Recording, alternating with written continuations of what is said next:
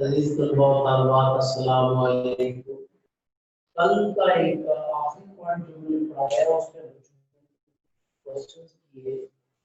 मैं कल अप्लाई नहीं कर सका जिन बच्चों ने क्वेश्चंस किए। आज उनको दोबारा अप्लाई करूंगा मैं। बहरहाल उस क्वेश्चन को मैं दोबारा रिपीट करना चाहूँगा। वैसे है बच्चे उसको मैं दोबारा रिपीट करने उस क्वेश्चन को दोबारा मैं रिपीट करने जा रहा हूँ। आपने कहा था कि एक इलेक्ट्रॉन के ऊपर charge on one electron. Question था चार्ज ऑन सिंगल इलेक्ट्रॉन। ये था हमारे पास that is equal to Q is equal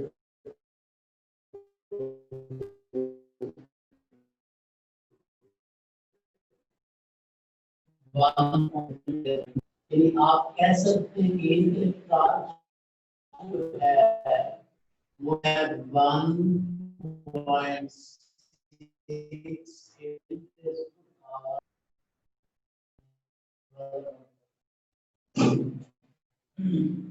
अच्छा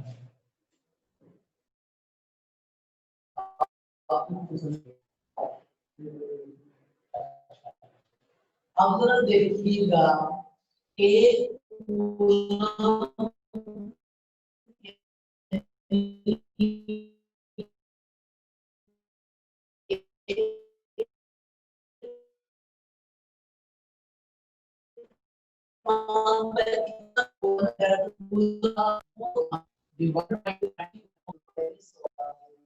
तो बच्चों यहाँ से coulomb is equal to 1 divided by 1.6 into 10 to the power minus 3 electrons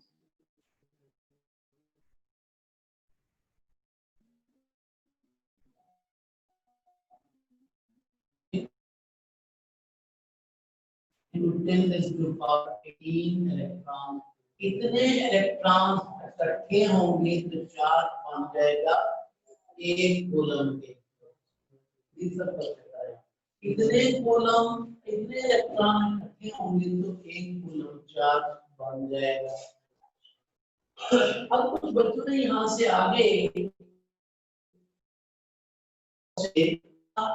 since I is equal to Q by T, यहाँ से बच्चों Q हो जाएगा I into T।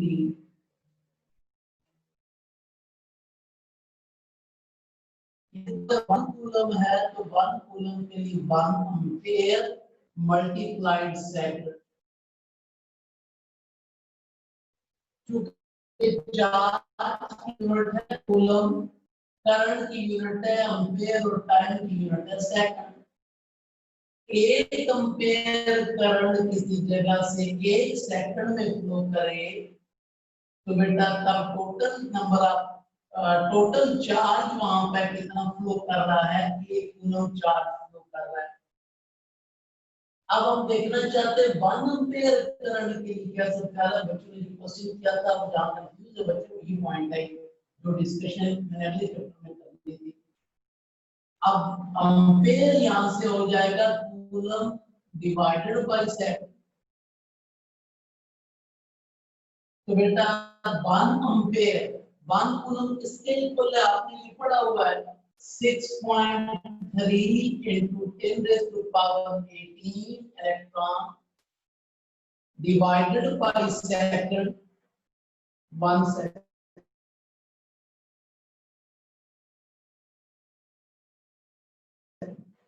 Electron flow करके जाएंगे 1 सेकंड में तब उस जगह 1 एम्पीयर करंट फ्लो। ऊपर देखें अगर 1 एम्पीयर करंट फ्लो कर रहा हो 1 सेकंड में किसी जगह से तो तब उस जगह से कितने चार्जेस फ्लो कर रहे हैं 1 कूलम चार्ज।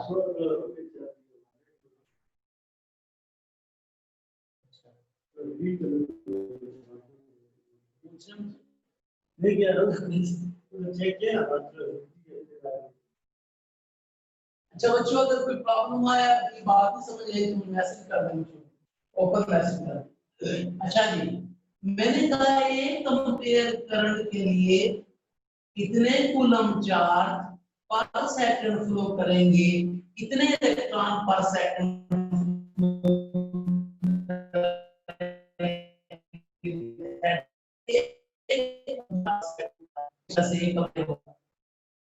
कंपेयर के लिए इतने इलेक्ट्रॉन का पर सेकंड फ्लो करना जरूरी है।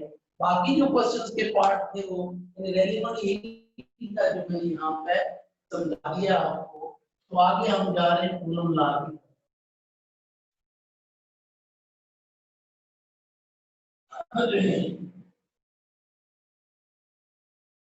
बच्चों वीडियो तो नहीं रोक रही, बताइएगा मुझे कि मसला है तो मैं फिर दोबारा फ्रेश करूंगा इस सिलसिले में।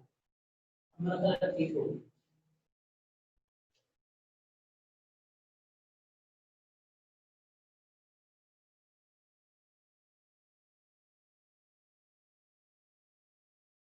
कूलम लॉ, कूलम लॉ को कूलम कूलम लॉ का दूसरा नाम inverse square law of electrostatics, inverse square law of electrostatics.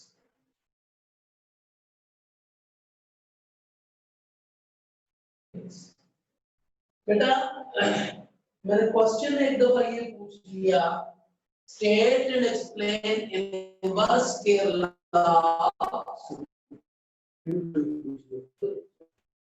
State and explain inverse square law of electrostatics.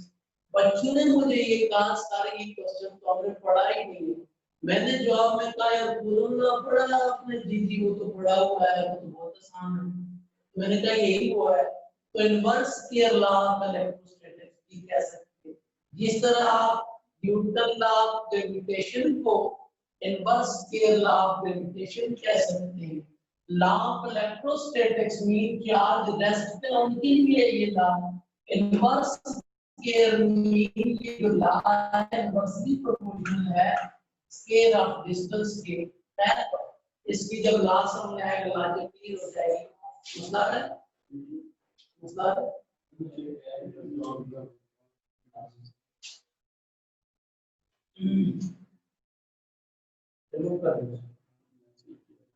कर दो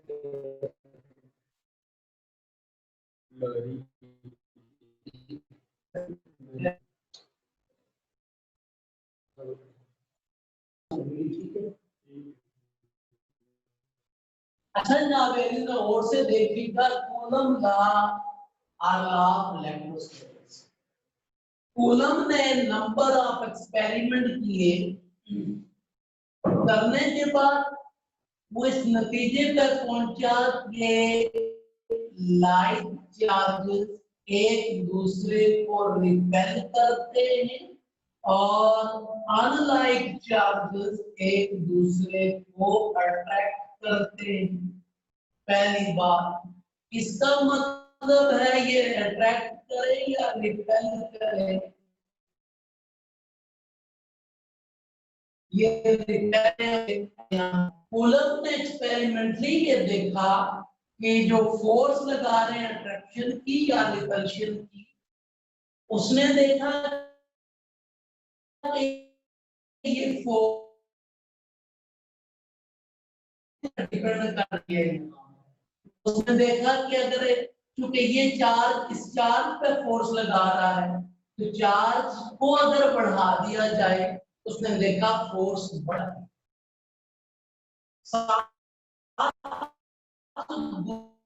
दूसरी बात उसने देखी, लेट से ये हमारे पास दो चार्जेस हैं, इन चार्जेस को बढ़ा दिया जाए किसी एक को, उसने देखा कि फोर्स बढ़ जाती है। फिर उसने देखा कि चार्जेस के दरमियान डिस्टेंस को कम कर दिया जाए, फोर्स बढ़ जाती है। और डिस्टेंस को बढ़ा दिया जाए तो फोर्स कम हो जाती है। वहां से वो इस नतीजे पे पहुंचा कि ये जो दो चार्जेस के दरमियान लगने वाली फोर्स है, ये फोर्स डायरेक्टली प्रोपोर्शनल है इस चार्ज की मैग्नीट्यूड के भी और इस चार्ज की मैग्नीट्यूड के। इस चार्ज की बढ़ जाती है, इसकी मैग्नीट्यूड बढ़ फोर्स बढ़ जाता है। और डिस्टेंस लेट से आर है, उसने देखा कि डिस्टेंस को डबल करने से फोर्स स्केल टाइम कम हुई है, लिहाजा यहां से उसने जो स्टेटमेंट सामने रखी एक्सपेरिमेंटल डिस्कशन के बाद, उसने कहा कि जो फोर्स है दो चार्जेस के दरमियान वो डायरेक्टली प्रोपोर्शनल है product of magnitude of charges की और इनवर्सली प्रोपोर्शनल है scale of distance between them. तो according to Coulomb law, the force of attraction or repulsion, according to Coulomb law, the force of attraction or repulsion between two charges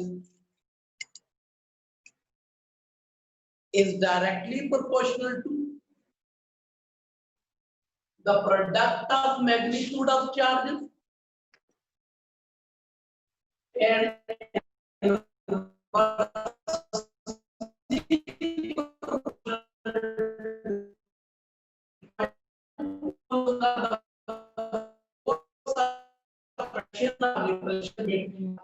the product of magnitude of charges and inversely proportional to the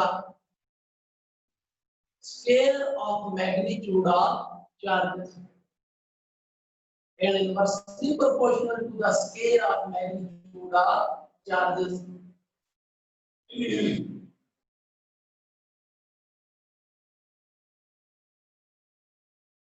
Sorry, according to Coulomb law, the force of attraction or repulsion between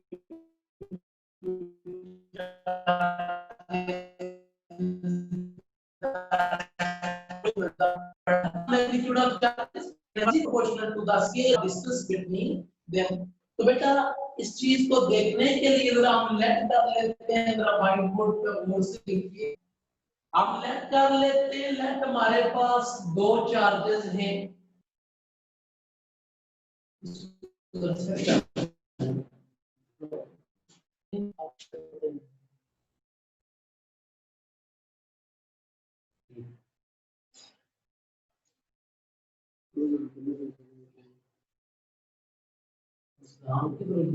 अच्छा देखिएगा बेटा, ये हमारे पास एक charge है जिसकी magnitude है Q1, ये Q1 5 इलेक्ट्रॉन के इक्वल हो सकता है, 10 इलेक्ट्रॉन के इक्वल हो सकता है, 2 इलेक्ट्रॉन के इक्वल हो सकता है। मैग्नीट्यूड है जितने इलेक्ट्रॉन चार्ज ये इतना होगा। और लेट से ये हमारे पास दूसरा चार्ज है जिसकी मैग्नीट्यूड है हमारे पास Q2। हमने बेटा लेट कर लिए दो चार्जेस, एक की मैग्नीट्यूड Q1 है और दूसरे की मैग्नीट्यूड कितनी है, Q2 है। लेट कर लेते हैं दोनों चार्जेस के दरमियान डिस्टेंस r है और मीडियम इस वक्त एयर या फ्री स्पेस है। हमने लेट कर लिया कि दो चार्जेस हैं, एक की मैग्नीट्यूड Q1 दूसरे की मैग्नीट्यूड Q2, दोनों के दरमियान डिस्टेंस कितना है, r है और मीडियम फ्री स्पेस है। तो according to Coulomb law in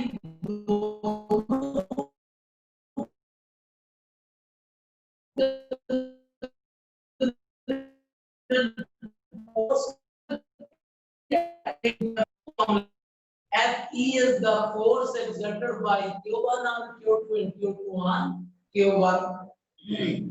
तो then बेटा हमारे पास ये जो फोर्स है this force according to postulate बनते हैं।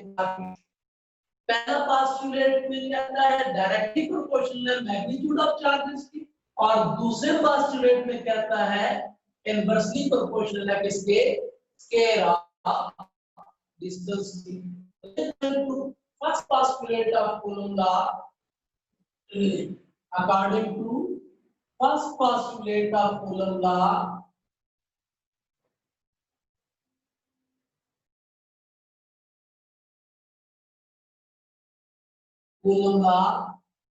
this force is directly proportional to product of magnitude of charge. Relation number 1, यानी फर्स्ट पोस्टुलेट ये कहता है कि जो लगती है दो चार्जेस का फोर्स, क्योंकि इसकी वजह क्या है, चार्ज है, और वजह को अगर बढ़ा दिया जाए तो फोर्स बढ़ जाती है। इसका मतलब चार्ज की मैग्नीट्यूड बढ़ा दी जाए फोर्स बढ़ जाए। क्योंकि प्रोडक्ट में अगर इसकी मैग्नीट्यूड बढ़ाए तो उसके साथ मल्टीप्लाई हो जाए, इसकी बढ़ाए तो इसका मल्टीप्लाई होकर इफेक्ट पड़ेगा। फॉर एग्जांपल इसकी 3 टाइम कर दी जाए मैग्नीट्यूड, इसकी 2 टाइम कर दी जाए तो कितनी फोर्स बढ़ेगी, 6 टाइम फोर्स बढ़ेगी। कितनी फोर्स बढ़ेगी, 6 टाइम फोर्स बढ़ेगी। And according to second postulate of coulomb law, according to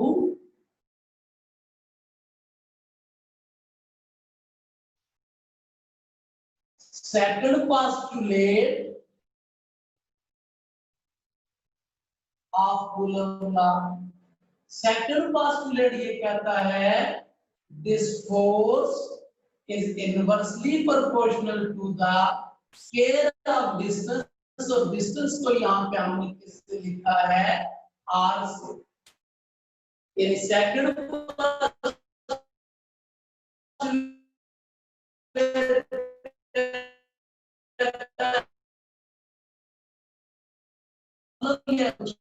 कि आप डिस्टेंस डबल कर दें, अगर तो डबल का 2 का स्क्वायर लेंगे कितना पड़ेगा, 4 टाइम फोर्स कम हो जाएगा। यानी आप जरा देखिएगा, इनवर्सली जो लेट्स से डिस्टेंस 3 टाइम कर दें तो 3 टाइम कम नहीं होगी फोर्स, 3 का स्क्वायर लेना पड़ेगा, 9 टाइम फोर्स कम होगी। यानी inversely proportional to R square का मतलब है कि अगर डिस्टेंस 4 टाइम कर दें तो उसका स्क्वायर लेंगे 16 आएगा, 4 16 टाइम कम हो। यानी इनवर्सली और डायरेक्टली प्रोपोर्शनल का ये मैसेज है, इनवर्स सॉरी स्क्वायर का ये मैसेज। तो ये रिलेशन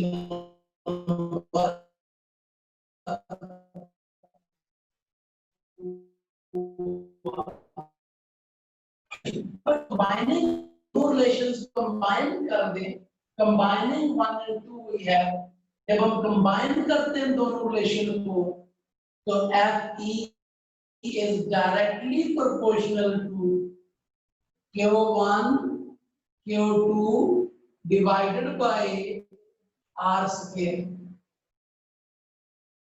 Relation number 3, बड़ा ये इक्वेशन नहीं है क्योंकि इक्वालिटी नहीं है दरमियान में, बल्कि ये क्या है बच्चों, रिलेशन है। तो आपने रिलेशन नंबर 3 में कंबाइंड इफेक्ट देखा, यानी चार्ज के डायरेक्टली प्रोपोर्शनल था और डिस्टेंस के इनवर्सली प्रोपोर्शनल था, तो दोनों का कंबाइंड इफेक्ट क्या है वो आपने रिलेशन 3 में देखा। अब यहाँ पे हमने जो प्रोपोर्शनैलिटी देखी, चार्ज की मैग्नीट्यूड पे डिपेंड कर रही है फोर्स, डायरेक्टली प्रोपोर्शनल, और स्क्वायर ऑफ डिस्टेंस पे डिपेंड कर रही है, दैट इज इनवर्सली प्रोपोर्शनल। अब यहाँ पे हम प्रोपोर्शनैलिटी को खत्म करेंगे तो कांस्टेंट इंट्रोड्यूस करवाएंगे, तो लिहाजा प्रोपोर्शनैलिटी रिलेशन खत्म हुआ तो कांस्टेंट लाए हम इक्वालिटी में, प्रोपोर्शनैलिटी चेंज की इक्वालिटी में। तो कांस्टेंट, तो यहाँ कांस्टेंट फॉर्म किससे लिखते हैं, k से, Q1 Q2 divided by R square. इसको आप इक्वेशन नंबर 1A या ये इक्वेशन है क्योंकि इसमें क्या है, इक्वलिटी है। इक्वेशन नंबर 1 अच्छा बच्चों, ये है कूलम लॉ की असल फॉर्म, जिसमें F is equal to K Q1 Q2 divided by R square आ गया। ट्रेडिशनल बात यहाँ पे अगर Q1 की जगह पे, ट्रेडिशनल बात कर रहा हूँ, Q1 की जगह पे हमारे पास इलेक्ट्रॉन हो, Q2 की जगह पे चार्ज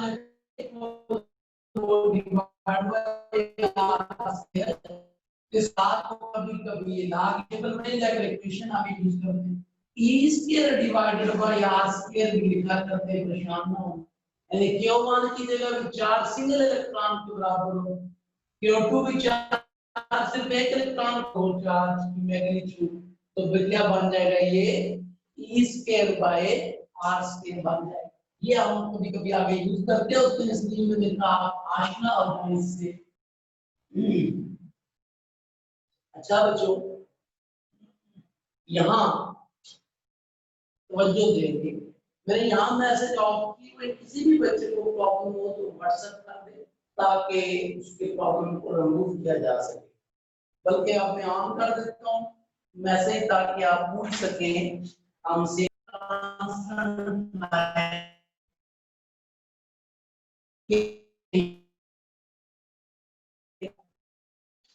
कई कांस्टेंट को हम जी से लिख देते हैं, कई कांस्टेंट को हम आर से लिख देते हैं।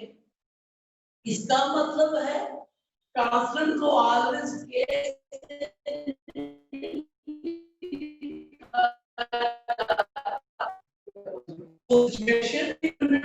कांस्टेंट को,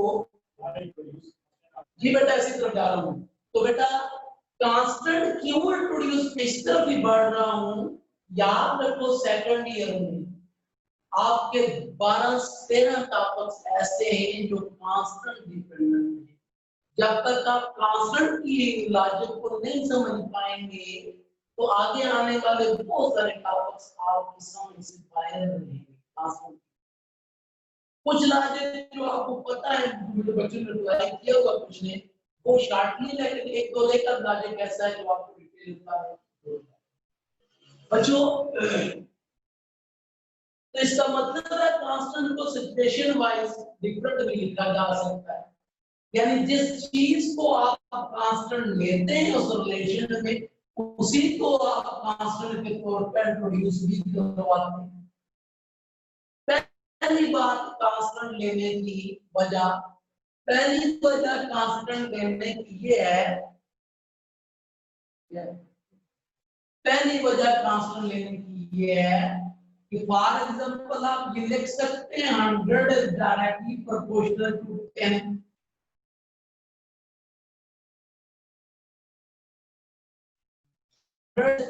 लेंगे ये 10 के इक्वल तो नहीं आ रहा, ये बाद में जाइएगा मेरा करते हैं 10 मिनट में जाता।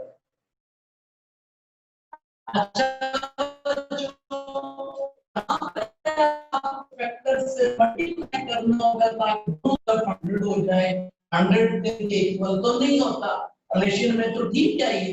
लिहाजा यहाँ पहली बात कांस्टेंट की समझ आई, दोनों साइड की न्यूमेरिकल वैल्यूज को कौन सा स्मॉल है, ये लिखा है स्मॉल एफ के साथ ई ना लिखने से अच्छा न्यूमेरिकल वैल्यूज दोनों तरफ क्या कर दी इसने इक्वल। फॉर एग्जांपल अगर इतना का रिलेशन हो आपके पास डायरेक्टली प्रोपोर्शनल टू आपके पास आ जाए बल्कि 10 डायरेक्टली प्रोपोर्शनल टू 1000 आ जाए, तो यहाँ पे जब आपको इक्वलिटी लानी पड़ती है तो यहाँ पे 10 इज इक्वल टू 1000 तो हो नहीं सकता। इक्वल करने के लिए कांस्टेंट जो आप इंट्रोड्यूस करवाएंगे यहाँ पे हम करवाएंगे 100। सो कांस्टेंट की वैल्यू कितनी होती है, जितना न्यूमेरिकल वैल्यूज को बैलेंस करने के लिए रिक्वायर्ड हो। सो कांस्टेंट का पहला काम न्यूमेरिकल वैल्यूज दोनों तरफ सेम करता है। वो वन बहुत छोटी के लिए भी हो सकता है और बड़ी के लिए डिपेंड करता है। आपके सामने रखा मैंने दूसरा फैक्टर, यानी कांस्टेंट की वैल्यू दोनों तरफ की न्यूमेरिकल वैल्यू को बराबर करके कांस्टेंट की वैल्यू उतनी होगी जितना दोनों तरफ न्यूमेरिकल वैल्यू में गैप आ रहा होगा। दूसरी बात बच्चों जरा गौर से दूसरी बात ये है कि अगर इसी इक्वेशन को देख लें f is equal to k q1 q2 divided by r square. जरा मैं कांस्टेंट कमेंट करके देखता हूं। f की यूनिट है न्यूटन, कांस्टेंट इस तरह रखता हूं मैं। s की चार्ज की कूलम तो कूलम स्क्वायर आ गया डिवाइडेड बाय मीटर स्क्वायर। पता चला कि दोनों तरफ की यूनिट और डायमेंशन ही डिफरेंट है, लिहाजा ये इक्वेशन कैसे बनेगी फिजिक्स में।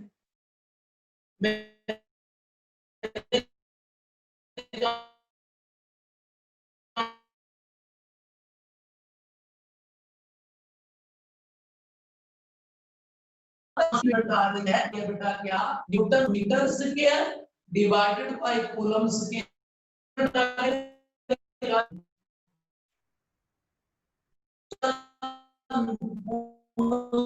कूलम का न्यूटन